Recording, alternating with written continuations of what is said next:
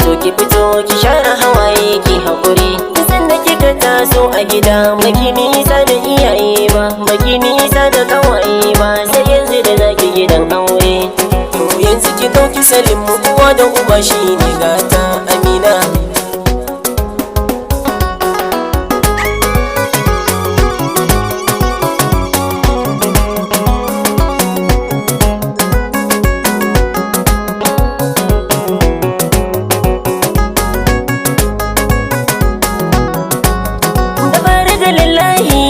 Aza komai kan na fito dakin ga maza mata ina ta kira kowa ya fito.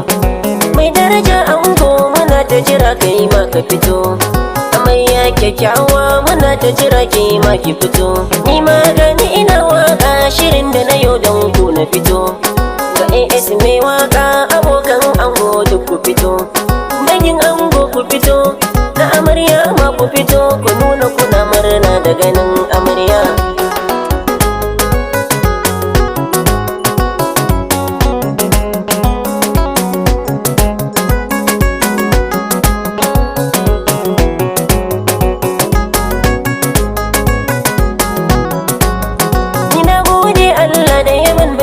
Wakar da na yi amarya ina ango ku fito ku ji dan wakar ku na yi.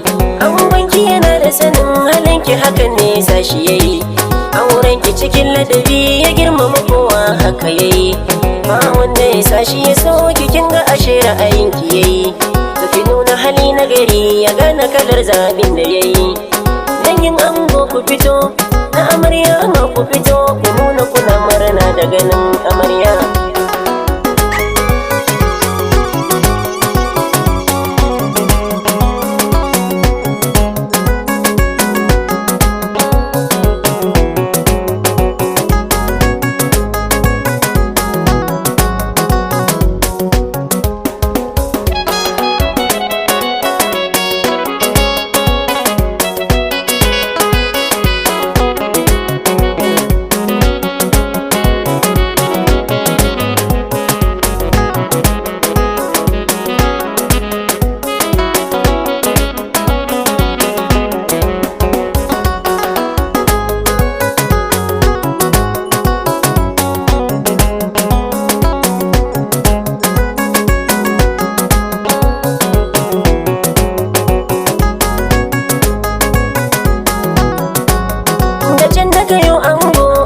Tana da cikar natsuwa, ba komai za a faɗa ta yarda ba balle ta yi zuguwa.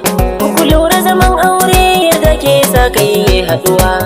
Jama'a kafin aure mi yarda da juna mi haɗuwa. Mu ji duk matsalar juna mu magance matsalar rabuwa. Aure darajar kowa silar jama'ar ga mu kai haɗuwa. Dangin ango ku fito, na amarya ma ku fito, ku nuna kuna murna da ganin amarya.